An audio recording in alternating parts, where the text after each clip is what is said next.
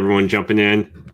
What is up, YouTube? Matt McKeever here. We're doing another Monday Night Live. This is an Ask Me Anything. Essentially, if somehow this is your first time hanging out with me on Monday night, I guess you're in for a treat, depending upon your preference on substance abuse. But we're going to be smoking some weed tonight. I was kind of lazy, so I didn't roll a joint. So I'm just going to be hitting the bong. Sometimes people like that. Sometimes people get upset by that. I don't really care, but just an FYI. I'm trying to think of what it is. Headbanger Indica, I believe, is what I'll be smoking tonight. And feel free to jump in the YouTube comment section. Hit me up with any questions if you guys have any questions in the chat. Otherwise, I'll probably do what we did last time. I kind of enjoyed it. I'll go do a screen share, and we'll just kind of check out realtor.ca, hunt around for some properties, and hang out like that. The next On Fire podcast will be coming out in 2021. We've shot a batch of episodes, so they'll be rolling out in the new year. And if you guys haven't done so already, smash that like button if you're watching on YouTube, because I would really appreciate that. And hit the like button on Instagram, although it doesn't matter nearly as much. Okay, cool. Let's do this screen share. I'm going to get my bong out. I really need to buy a new bong too. I'll have to put that on the Christmas wish list, I guess. Just been so busy social distancing that I haven't even gone to a head shop to buy a new bong this year. All right, so I'm going to smoke this, and let's do this.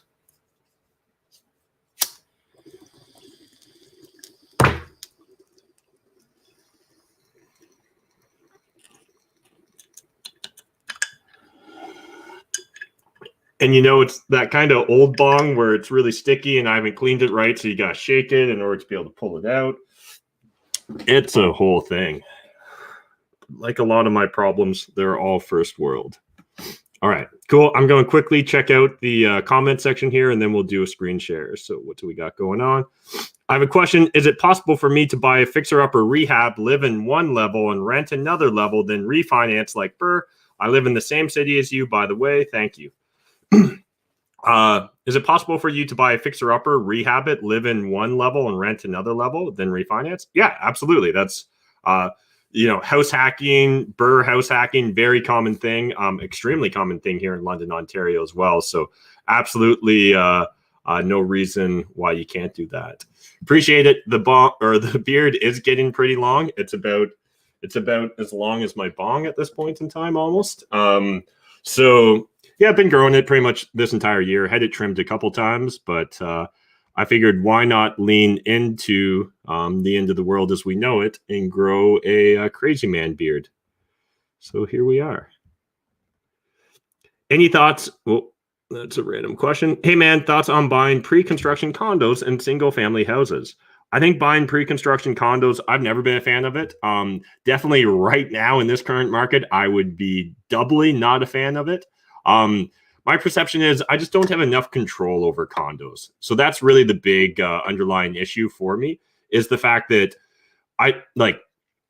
we just shot an episode of Deal Destruction yesterday where I had a young guy come on and, he's got a condo out in Fort McMurray.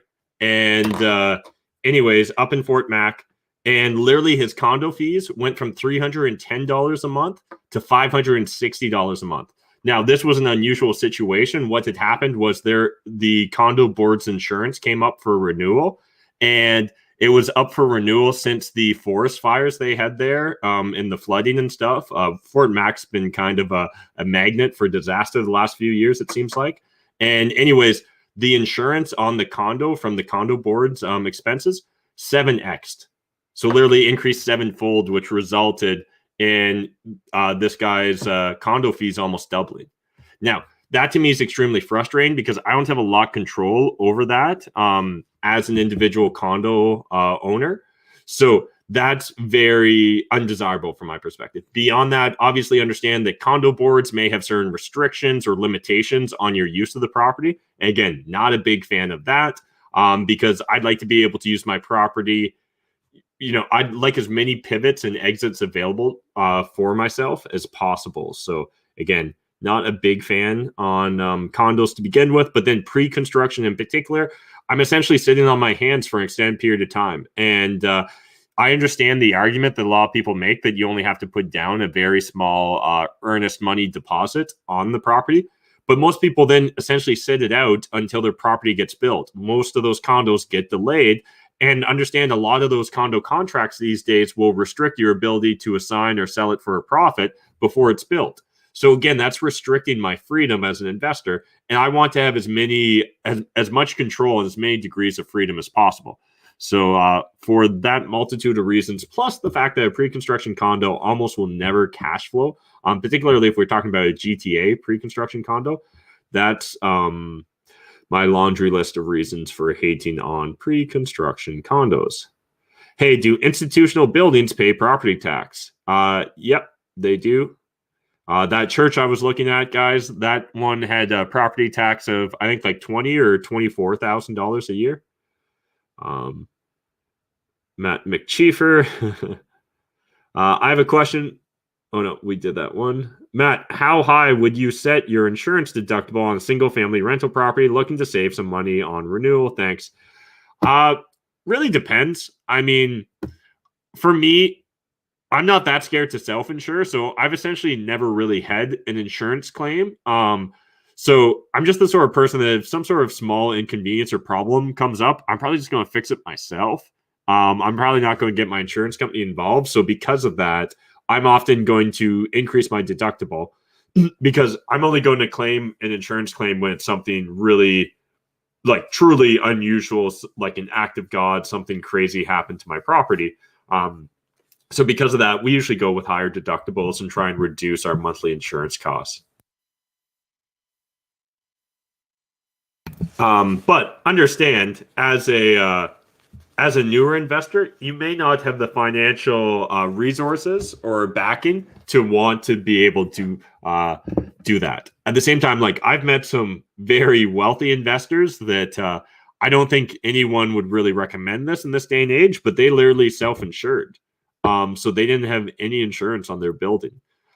They just had, I think, like an umbrella liability on it, but like the building itself wasn't insured. Because in his opinion, he saw the couple $1,000s a year as a waste of money. Now, he owned the property free and clear, so there was no covenant in his mortgage requiring him, because he didn't have a mortgage, requiring him to have insurance, but different strokes for different folks, I suppose. Is there a big risk of renting an illegal basement apartment asking for a friend? Joe, this is something that a lot of investors, especially when they first start, think about becoming investors, are faced with. You know, you're going to do what you're going to do. And I understand being young and ambitious and hungry and just trying to make money or make the angles work any way possible. So I can respect the hustle. But understand when we're talking about like illegal use units and stuff like that, it's not a very scalable business model. So even if you get away with it today, when you decide to scale up your portfolio, you're still going to be faced with either having to make it legal, which is going to be more costly because you probably fixed it up a little bit rather than fixing it up all the way originally when you bought it, right? So, and then obviously your resale value is limited as well if it's the property's legal use. So if you have to sell in a pinch, you'll find yourself in an unfavorable situation. And again, if you're having to sell in a pinch, it's probably because you're already in an unfavorable position. And then if you have to sell that property, it's an illegal use apartment, you're not going to be able to sell it for top dollar, which is going to frustrate you even more and probably put you in an even bigger pinch. So just food for thought there. Now, what are the actual obligations? I mean, I would definitely want to talk to your insurance company and, you know, yeah, talk to your insurance company and stuff and figure that stuff out on your own.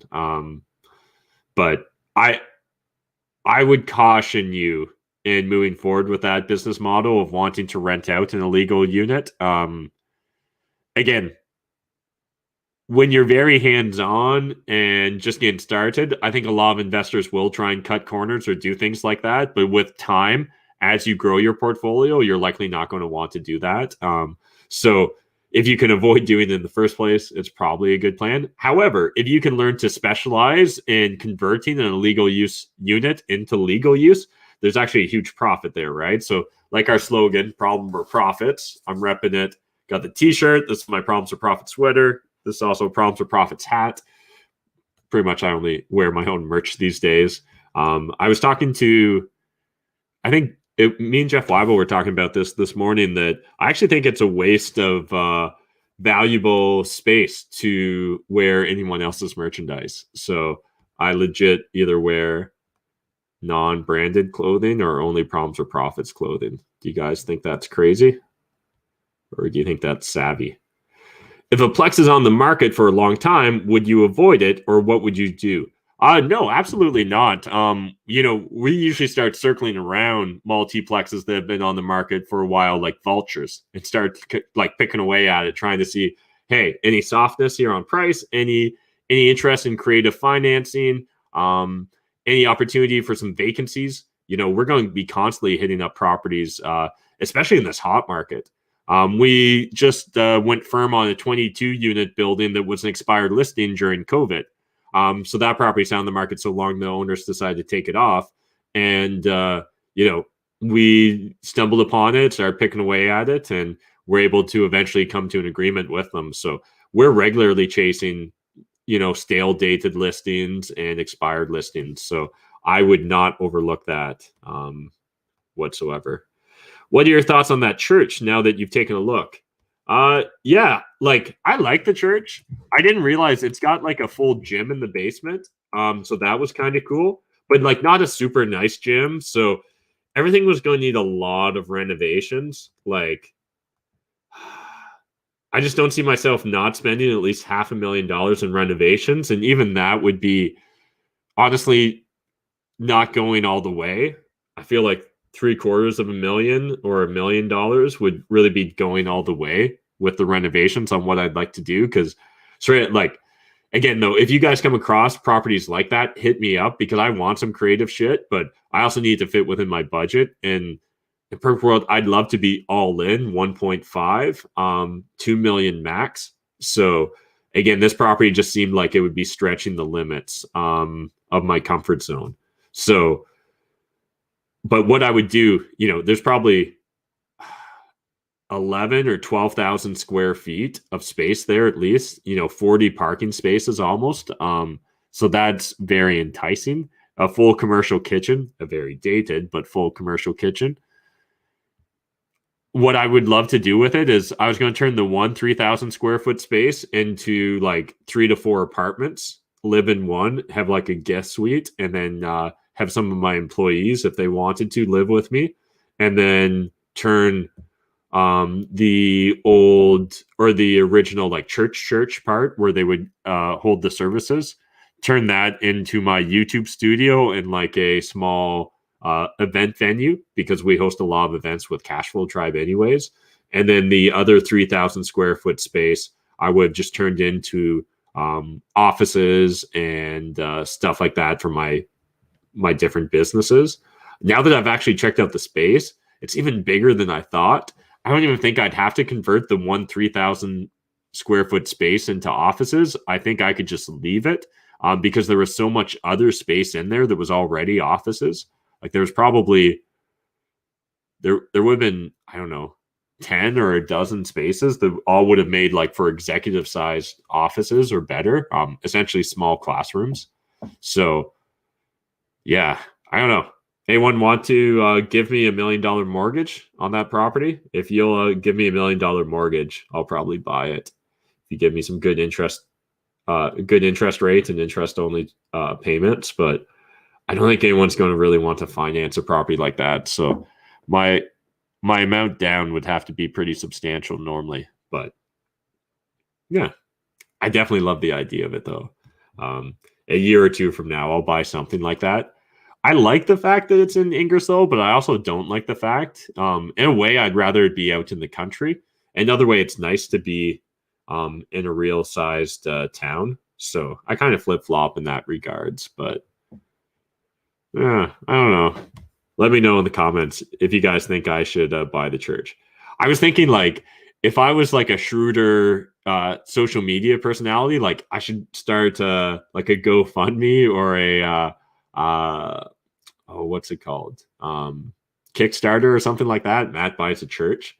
Because how cool would that be if just randomly I could just get a free church? But there really would be no purpose other than I just want to turn it into my own like there used to be like this MTV show called I don't know. It was the skateboarder guy, and he turned this factory into his like fun factory. Rob started with a D, but anyways, yeah, that's what I would do with the church if I was to buy it. Let's go play around on the MLS though and do the screen share. And I figured maybe we just go look at some commercial listings here on the east side of the GTA. And I'll quickly check out a few more questions here in the comments while doing it. If I have 100K cash, what should I do with it? Ryan, really depends upon what your goals are as an investor. I know that's not a particularly satisfying answer, but I really do think it's important to know what you want and focus on that first before, like, $100,000 is fantastic and well done if you've saved that amount of money, if you've earned it. But at the same time, $100,000 can go very far or it can go nowhere with your investing, depending upon what your goals are, right? Some people would say, hey, just go buy a rental property, get some cash flow, be happy with it. Others would say, hey, flip it and create some active income and earn enough active income that you can quit your day job ASAP. Others would say, I'd spend that all on flyers and become a wholesaler. And if I was like really good at it, I might be able to make $1 million off $100,000 in flyer spend. All those are possible options. Really depends upon your personal inventory, right? And what you're trying to accomplish as an investor. Let's look at some of this stuff, though. That just caught my eye, that $10 million, I don't know what it is. Let's see what else is going on. It's like we got like a gravel pit or some sort of a yard. Although it says British Columbia. I think that's a misplacement. King Street, Kawarthas. What's going on, Peterborough? What is that?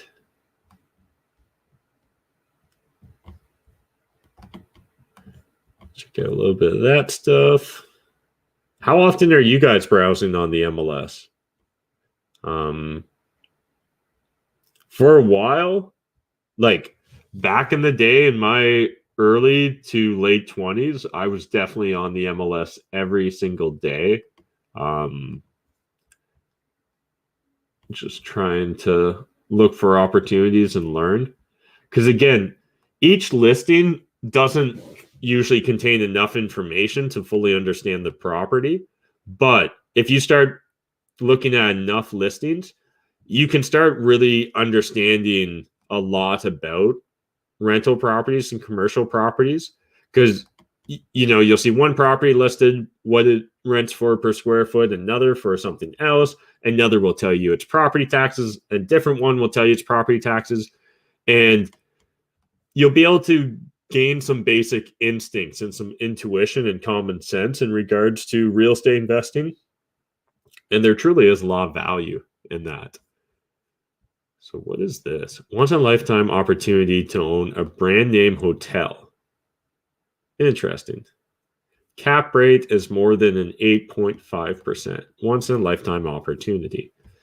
Well, I don't know about that, but one thing I will say, if I was looking at buying a hospital, guys, or a hospital, if I was looking at buying a hotel, one thing I would want to look at closely if they were saying things like what the cap rate was, I'd want to see, were the owners paying themselves? Were they hands-on in the management? Because oftentimes this is how a lot of owners, when they go sell a property, this is kind of how they cheat on the numbers, is they don't take a salary or they don't take a fair market salary.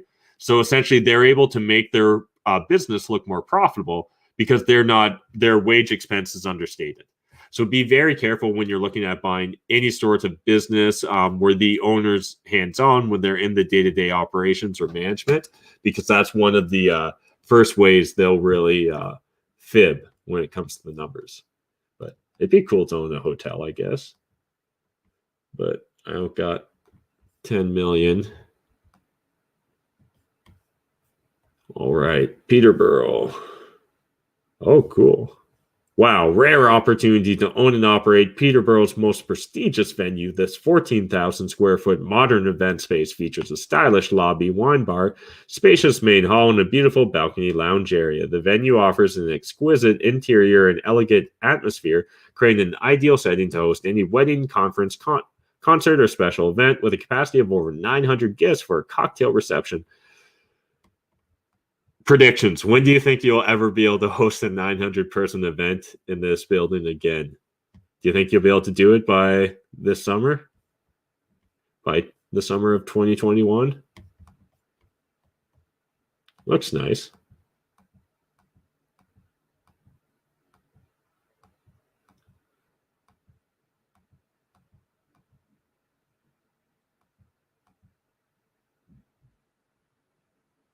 Yeah, it looks great. But don't think I want... I don't think I've got the stomach to get into the live venue game at this stage. Although I've no doubt that there's likely some opportunities. And if and when live entertainment bounces back, it could bounce back very hard and strong. Well-maintained commercial building in high-traffic location, currently zoned retail, approximately 6,800 square feet, and sits on a large 0.66-acre lot with lots of on-site parking. City will support a change for full retail uses, close to major shopping on Lansdowne and part of Schedule J in the downtown core, whatever Schedule J is. So Rocky Ridge, used coolers with warranty. Okay, so it looks like a water place that also sold some coolers and things. I assume that these water companies don't use a lot of chemicals, but something to be aware of whenever you're getting into anything that even is slightly light industrial.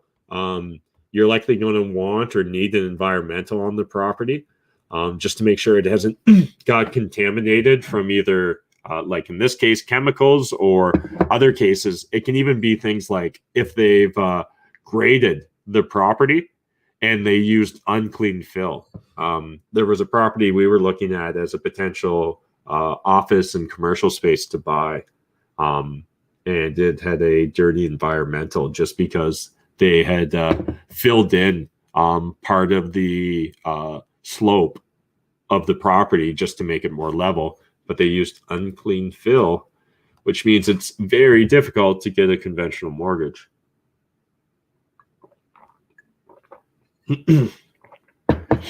No photos, but building in excellent condition, high ceilings, loading docks, office space located on 19 acres of prime property.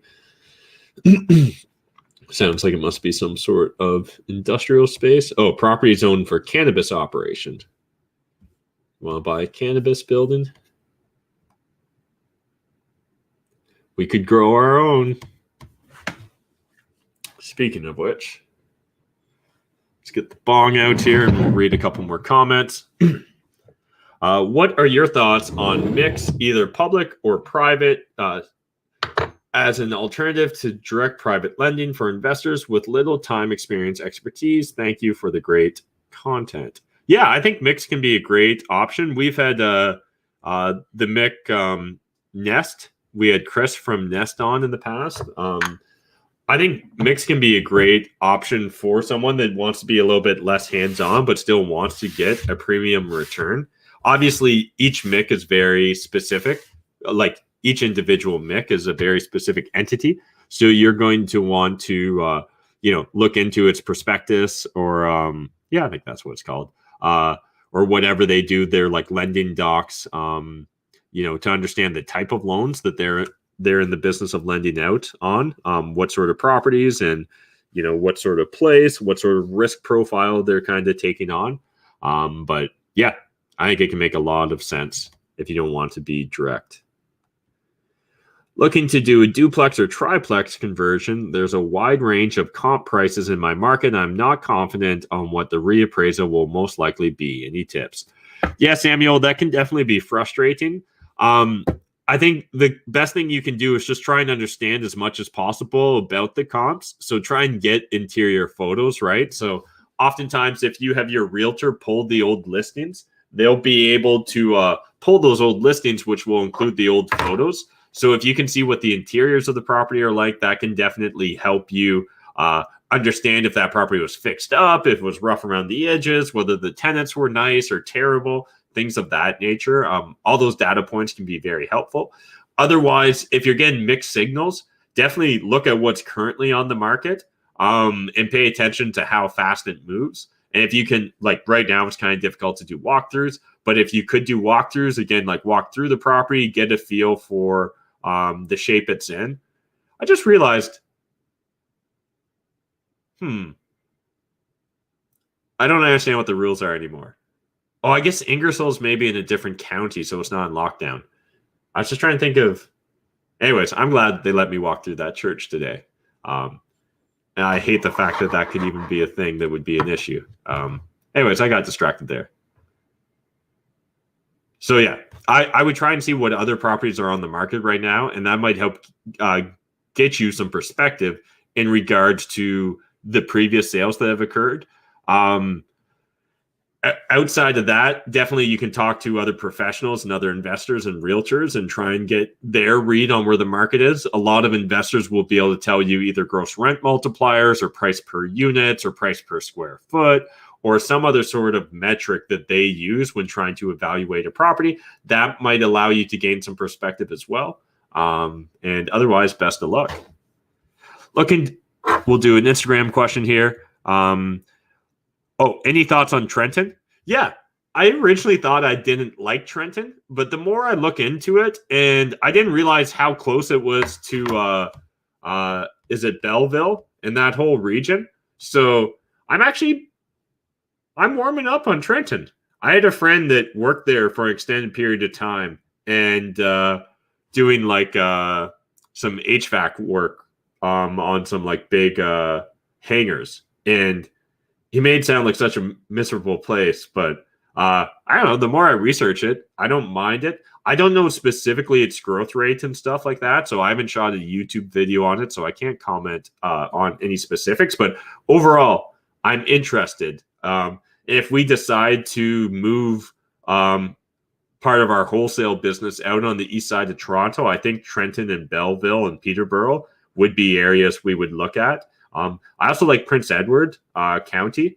So I'm really big on vacation rental properties and recreational properties. I think those are going to pop off in the future. So that's why we're starting our We Buy Cottages business. And if you guys haven't signed up for our buyers list, there's a link on my Instagram bio. But let's do this.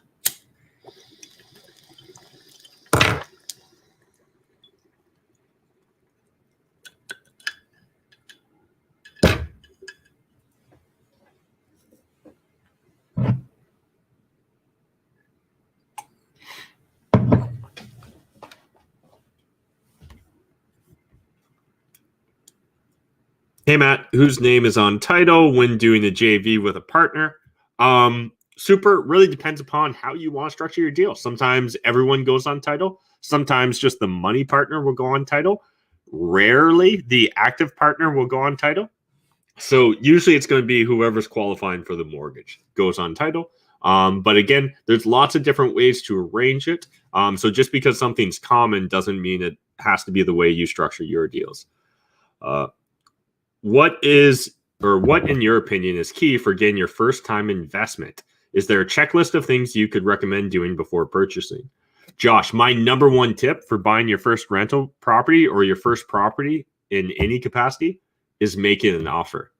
And that maybe sounds condescending, but I only mean it slightly. Because way too often I find so many people are struggling to get into real estate investing, and yet they're not making offers. And so at some point in time, you need to start making offers, but also understand if you're hoping that your first offer results in you gain your first rental property, you're either getting like you're a blind squirrel that got lucky and found like a nut in the dark, or realistically, you overpaid or you got into a bad deal. So as a new investor, you should be looking to get rejected multiple times before ever actually getting your offer accepted. So now that doesn't mean you just go lowball for the sake of lowballing, but it means that when running your numbers, you should be conservative and adding buffers, right? Or margins for error, safety nets, whatever you want to call it. I call it my stupid tax, but that you're adding that buffer, right? Oftentimes, I would say 20, 25%. So let's say a really good flipper could maybe do a job for 100,000. Well, as a novice, I'm going to want to budget like 125,000 for me to be able to renovate that property. So again, when then trying to estimate what my max allowable offer is, I'm going to need to be able to reverse engineer out my expenses, my input costs, including those renovation costs. In that case, that means I'm going to have to buy that property for less than what an experienced investor would be able to buy, because they can actually control their expenses more and keep their margins fatter than what I could do as a new investor. So yeah, hope that helps. Go make offers, I guess. But beyond that, know what you're trying to accomplish. I'll do a quick screen share here and just show you guys on the Cashflow Tribe website, which, by the way, if you guys haven't checked it out, literally, you totally should, because it's completely free and we've got some really cool stuff. And one of the cool things we've got are courses.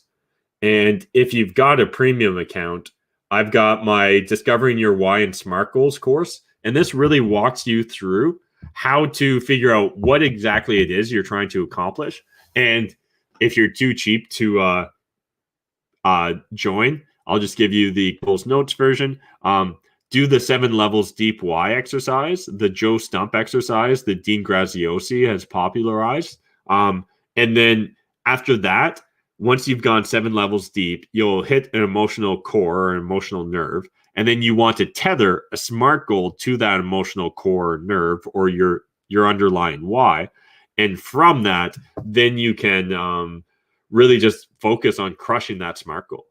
And the big issue a lot of investors have is they don't get specific on what they're trying to accomplish. And because of that, they get lost in analysis paralysis. They get shiny object syndrome. They're just chasing every option. 1 week it's rent to own. Next week it's flipping. Next week it's bird. Next week it's crypto or Bitcoin, or it's stocks. It's FX trading. It's hedging. And it's just a giant waste of time. You just need to focus on something and then doing it. And then do it well. But the problem is, if you don't sit down and really get clear on what you want out of life and why real estate investing is going to help you accomplish it, you'll never put in the hard work necessary.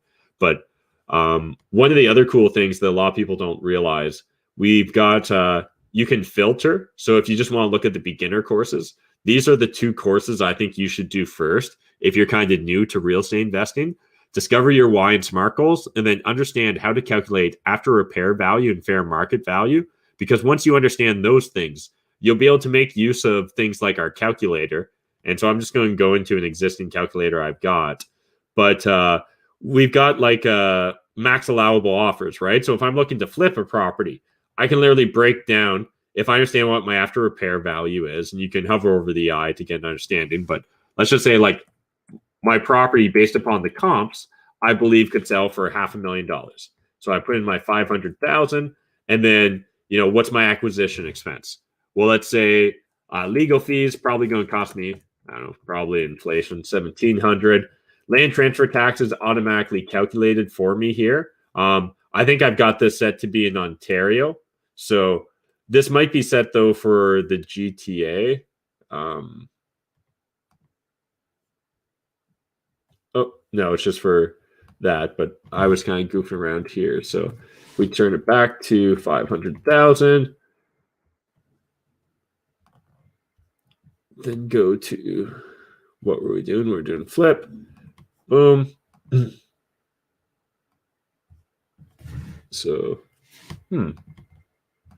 not sure why that's not updated, but anyways, let's put 6,500 for now. If I'm going to pay a wholesale fee, let's say one of my wholesalers brought it to me and I'm going to pay him a $15,000 wholesale fee for it. Then what's my selling expense? So what's my realtor or listing expense? let's say it's 5%, right? So again, this refers to the cost of selling the property. So I can either put in a dollar amount, whatever, 5,000. Maybe I could deal with my realtor, but realistically, I'm probably going to be paying 5%. So 25,000. Other marketing costs, if I was paying for staging, any other sort of input costs like that, maybe if this is a $500,000 flip in London, I might be staging it. But maybe not either. But maybe I paid for Jeff Weibo's fancy photos or something like that. Then my legal fees, I think it's about $1,000 to sell a house. Renovation expense. So then, what's my renovation expenses? I can also go to like this calculator here and kind of break it down bit by bit if I want. Or I can just kind of estimate. Because I wasn't planning on turning this section into an offer, we'll just estimate. And we'll say that my renovations are going to be $95,000 on a $500,000 property. Then what's my desired flipping profit amount? This is important. A lot of people ignore this amount. Let's say that my minimum on a 50,000 property is 55,000. This is going to tell me exactly what I can afford to pay for the property. I need to be able to buy this property for $300,800.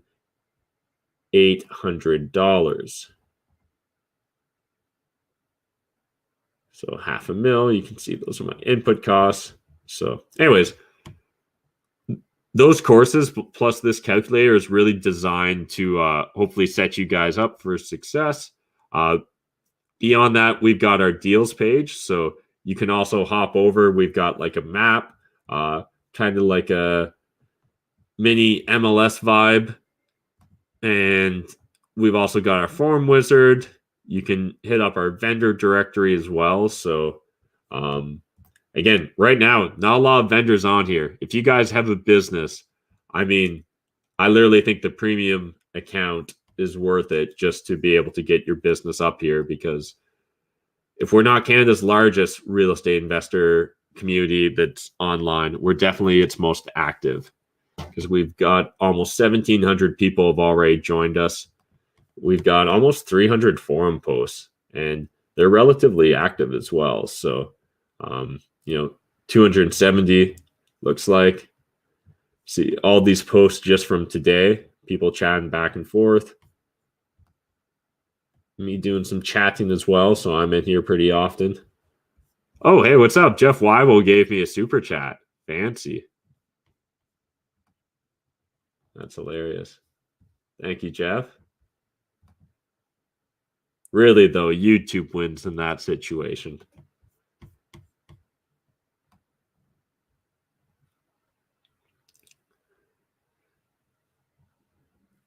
Awesome, guys. Appreciate the love in the comments. Hey, Matt, since prices have skyrocketed in recent years, it's harder to start out as an investor. How would you start out today in 2020? Which city would you start in, and what type of properties?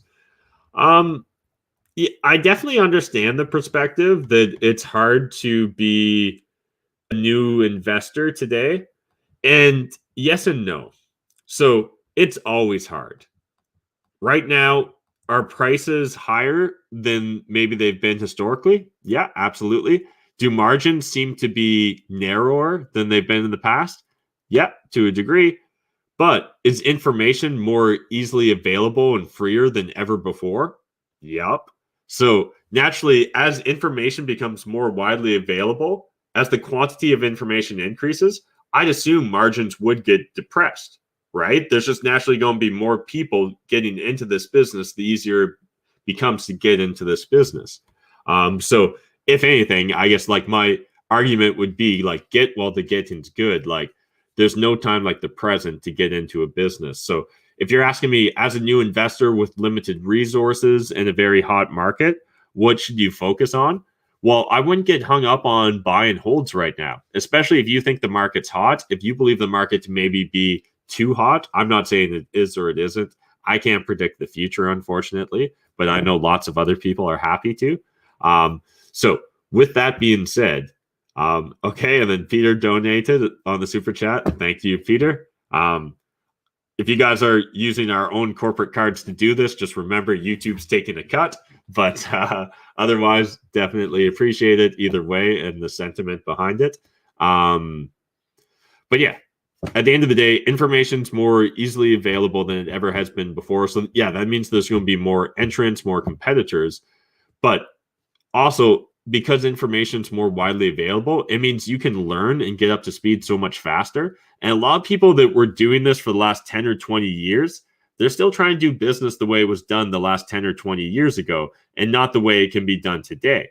And so they're still trying to only learn through the school of hard knocks rather than learning online through YouTube, potentially doing courses or checking out things like Cashflow Tribe, or mentors or whatever. But however you want to get that knowledge is more widely available to you than it has ever been before. So because of that, I honestly feel like that balances out the hot market or the competition that you might be witnessing. Because at the same time, also understand that debt, the cost of money, is cheaper than it's ever been before. And so because debt is cheaper than it's ever been before, money's cheaper than it's ever been before. So understand that at the same time, if you're saying it's hard to get money, it's literally never been easier in literally the history of humanity to get your hands on money.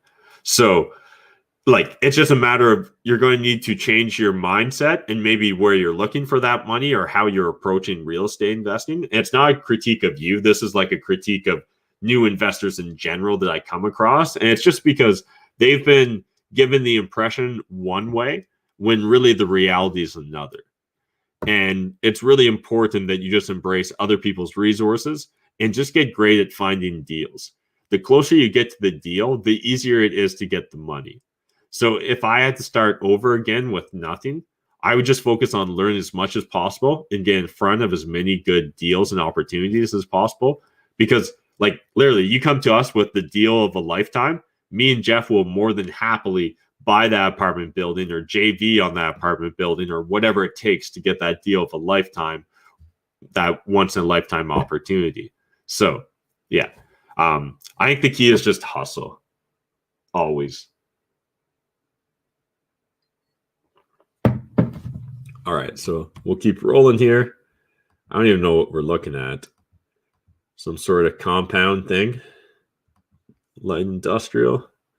Are you looking for a great investment property or a new location for your business? Location has a building main floor footprint of approximately 9,000 square feet. There are 4 commercial light industrial units outside self-storage business area as well as a studio residence. Yeah. I don't think that's for me, but cool. Good to know.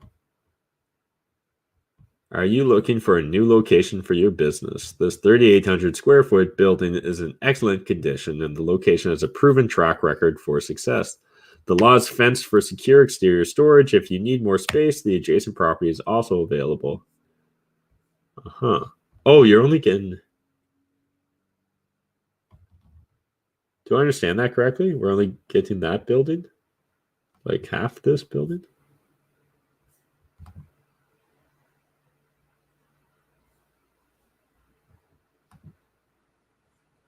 Okay, no. Good. We are getting that whole building.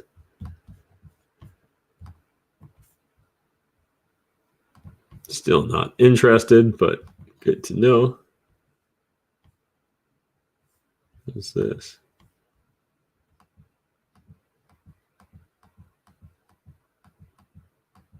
Do you guys want a golf cart business?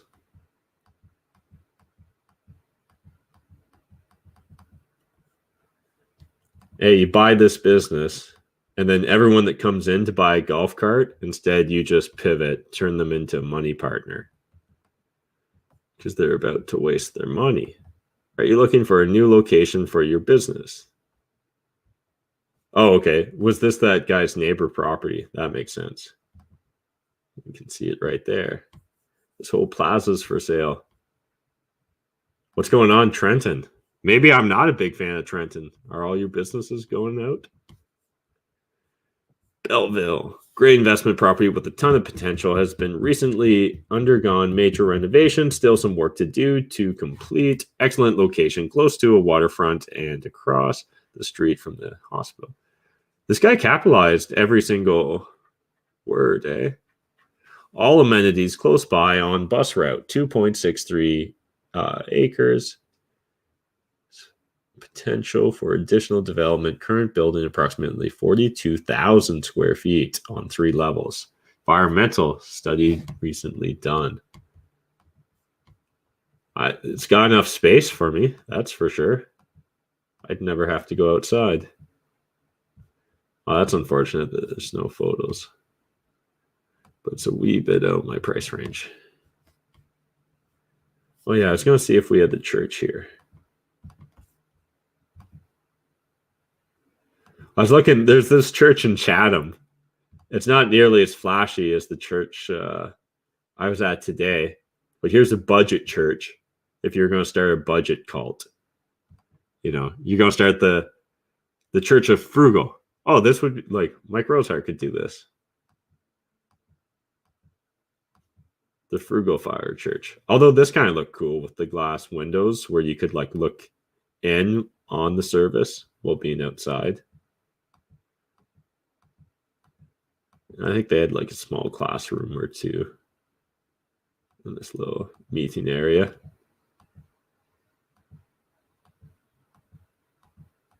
A couple of offices. I mean, for $600,000, yeah, decent amount of space, lots of parking. But it's in Chatham. I don't have anything against investing in Chatham, but I don't feel a particular draw to live there either.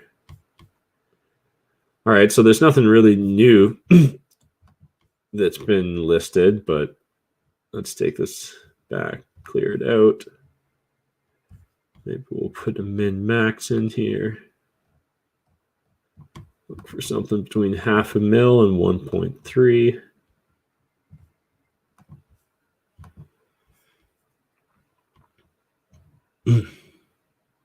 What calculator on Cashflow Tribe would you use to evaluate a Plex?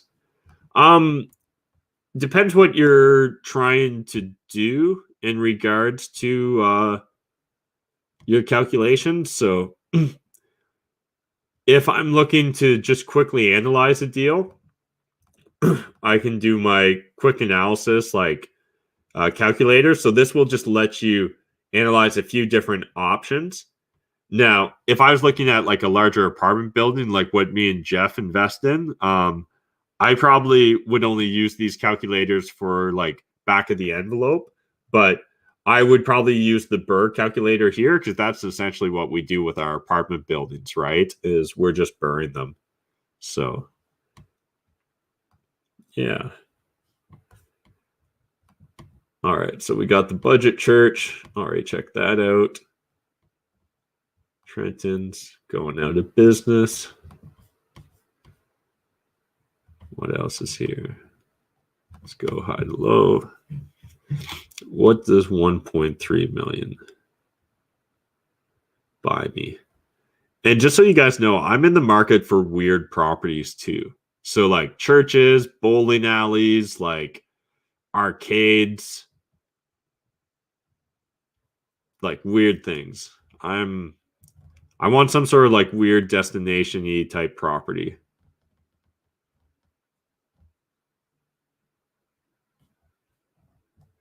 Or something I can turn into something.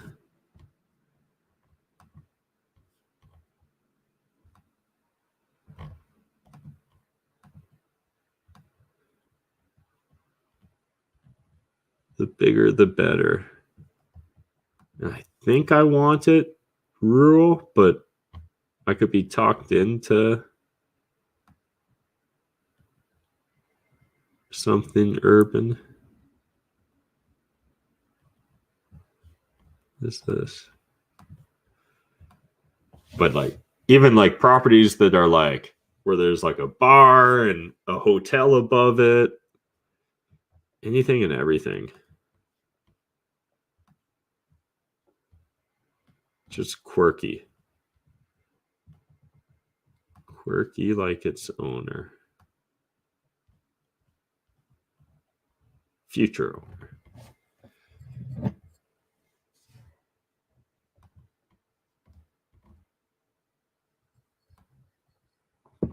All right, sorry.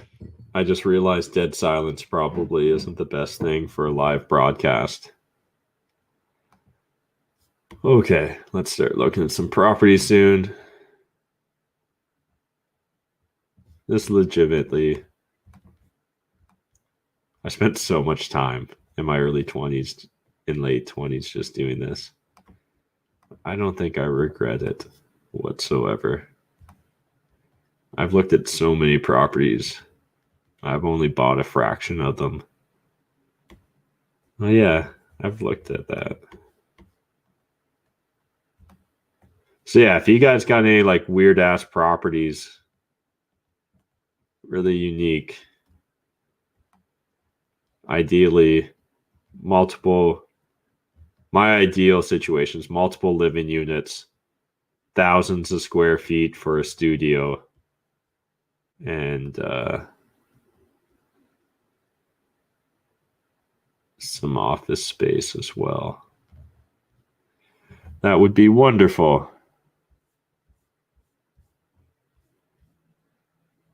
How to Start a Cult on a Budget by Matt McKeever, coming to YouTube soon. Absolutely.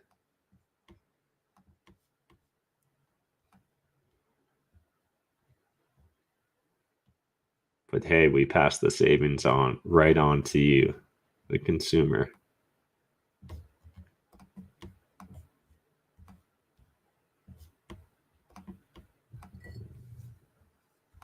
There's also like some cool properties I was looking at that are like old sawmill sites. And somehow some of those old sawmills like still have parts of their operational pieces in place, which is funny. And you're also like, oh, if it's the end of the world, I can start up a sawmill. At least I'd have my own little lake.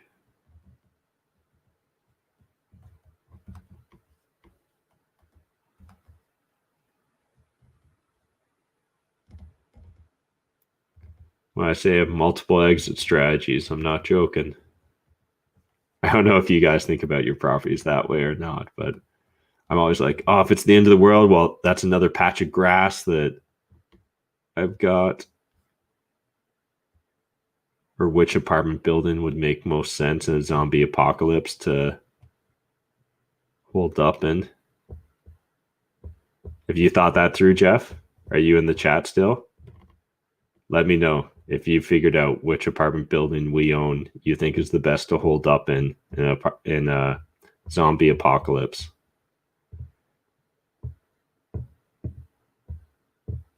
I don't think there's an obvious front runner. I feel like it kind of depends upon the types of zombies. Are they fast or slow?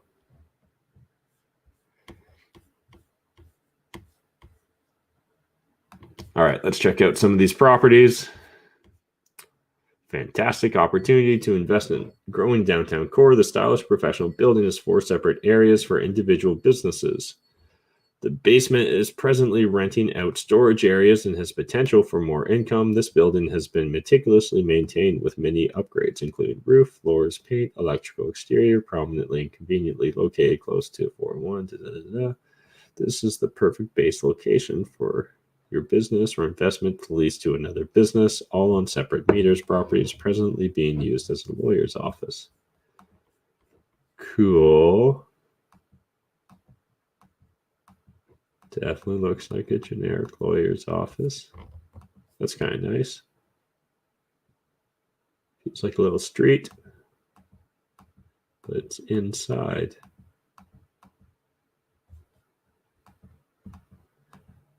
Man, those tile ceilings. Now this looks like a lawyer's office. or an accountant's office. Just like when they bought the building, they were like, oh man, all the storage. We're going to keep all our files.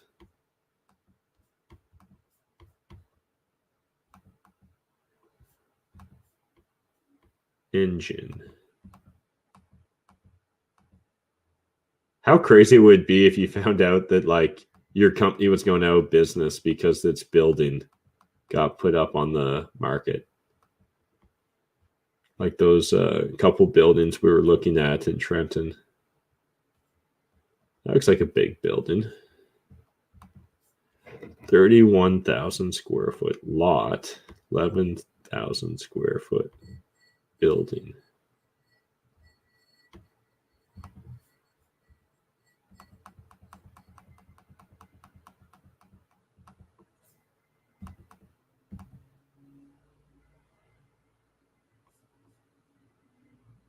Dance studio. I don't know if that's another studio. Yoga studio.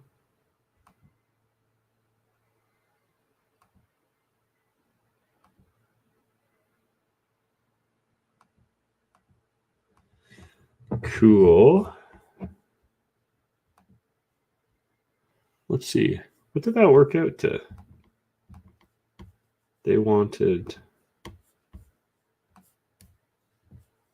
You guys can see that, right? They wanted what? That was something like 1.3. That was like 12,000 square feet. $38 square foot.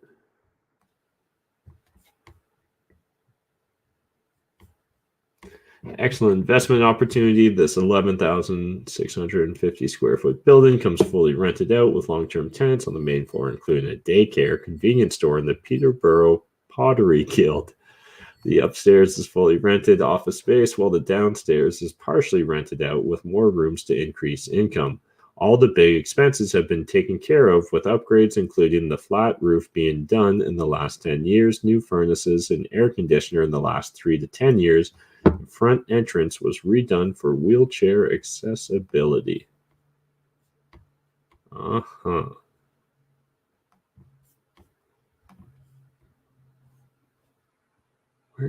What is this? Prime investment located on major downtown, beautiful building. Blah, blah, blah. 3 parts rented, 1 convenience store paying $2,000 a month, 2 restaurant storage at back paying $1,700 a month plus HST, 3 2-bedroom apartment paying $800 a month. Owner pays or owner nets $44K. Very prime location. It's Clarington. Well, based upon my research, I know Clarington's expensive as fuck. So I guess that checks out.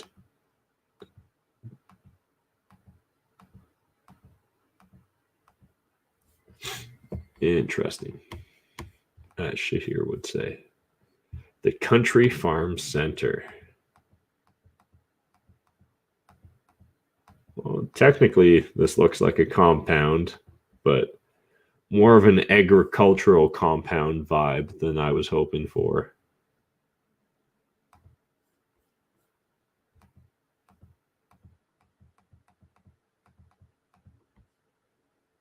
Uh-huh. What's this, like a 4-plex?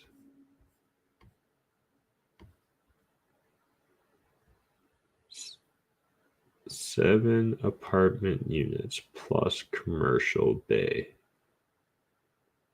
Seller's gross income record provided shows. This seems like a very specific languaging. Like, this seems like very specific language. Very specific phrasing here, Mr. Wilson and Patrick. Although it looks like this thing should spit cash. There's 7 units plus the commercial.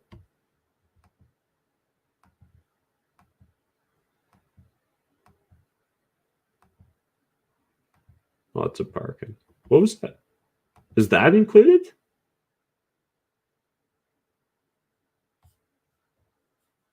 Is there a separate house?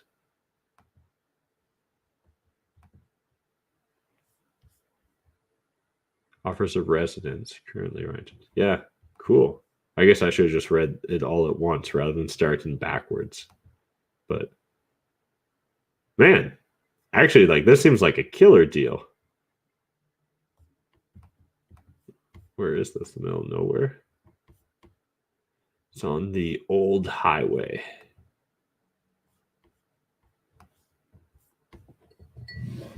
We should buy this. Be our foothold into the east. How the hell does that not come up with an address?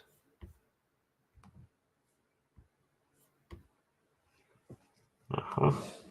Old Highway 2. Oh, I didn't give it the address. That's my bad. 540.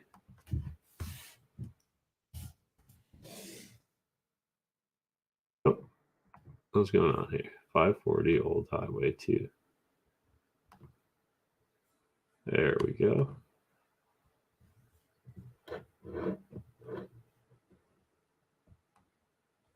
Oh, it used to be a car wash. It's probably going to be an environmental issue. Although probably a VTB opportunity. The auto spa. Turn those into little podcast studios. Got Gus beside us.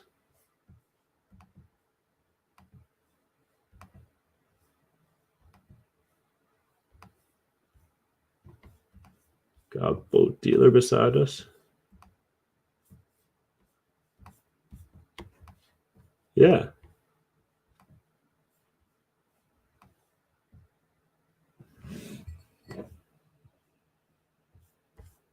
I actually like that. Is a Pizza Hut right there? Oh, it's right. Okay. Is that an issue that's beside a giant airbase? Well, I'd keep my wholesalers from sleeping. They wouldn't sleep on the job, I guess. I just see airplanes everywhere. No, just the Google logo. Huh. Interesting. I mean, there seems to be a lot of hotels.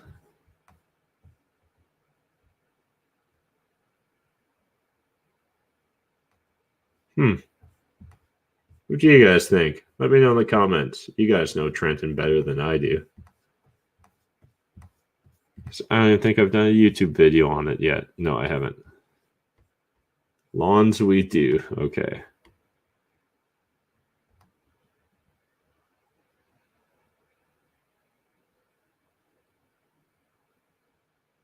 Oh, yeah. It would be awesome if you guys smash the like button, seeing how my like to viewer ratio seems a little skewed at this moment. Okay, there's way too many chats here for me to catch up on. Hey, what's up, Tanner? Sorry, I did not see this come in until now.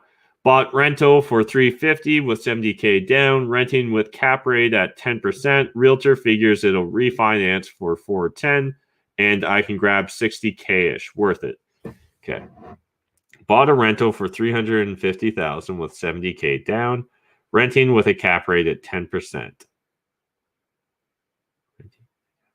Okay. Realtor figures it'll refinance for $410, and I can grab $60K-ish.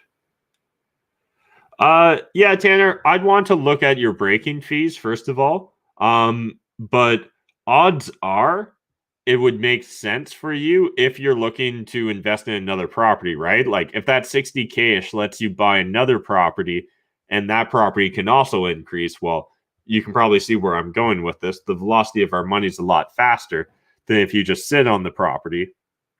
Now, obviously your cash flow will be mildly impacted by refinancing. But again, there's a good chance that there's a good chance your interest rate's going to go down, right? So again, you might be looking at net savings there, or you might be looking at a wash in regards to your actual impact on cash flow if you're looking at getting a lower interest rate. So food for thought there. So let me know if that answers the question. Oh, you own a property across the street from the property I'm looking at in Trenton right now. Well, that's funny. Although I don't know if that was probably a while ago, seeing how that was like 20 minutes ago. All right. Wow. I love all the comments, guys, but I'm just going to scroll right past them. Sorry. That was just a lot. That was an intimidating amount, but I appreciate the engagement. Instead, oh shit, we've been doing this for an hour. Okay.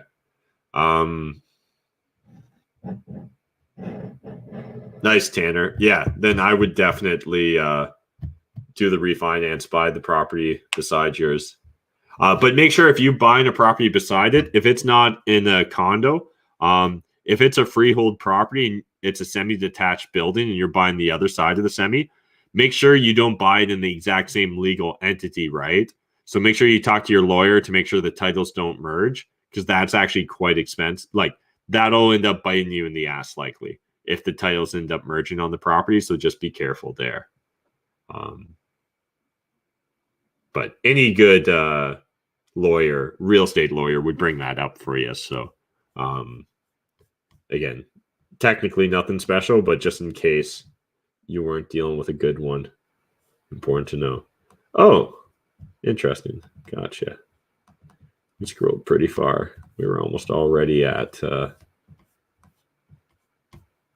this other little town, Coburg.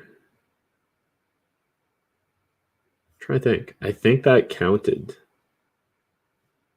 Is that technically in Durham County? I forget. Maybe. Oh no, maybe it was Clarington up to there. Cool. All right, guys. I probably got things to do, so I'm gonna wrap this up. But I appreciate you guys hanging out with me. If you guys are enjoying this video, please smash the like button. Sharing it on social media does matter a lot. Hitting subscribe button also does mean a lot as well. So that would certainly be appreciated. And yeah, just appreciate you guys hanging out. Hope you have a great holiday season. I'll probably keep going live every Monday throughout, although I haven't actually looked at a calendar to see if that makes sense. Yeah, we'll be going live every Monday throughout. So look forward to seeing you guys next Monday. Thanks, guys.